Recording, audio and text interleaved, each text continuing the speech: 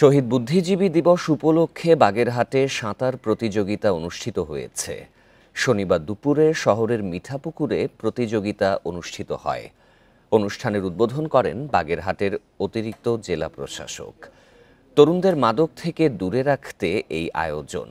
২৪ জন প্রতিযোগী ১০০ মিটার সাঁতার প্রতিযোগিতায় অংশ নেন। পরে বিজয়ীদের মধ্যে ক্রেস্ট তুলে দেয়া হয়।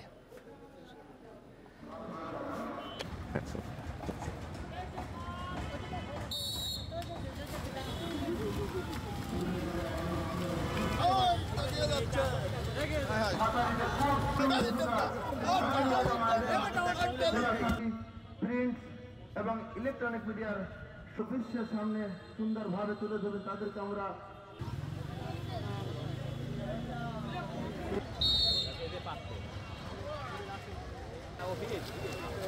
এই ফার্স্ট স্বপন থার্ড এই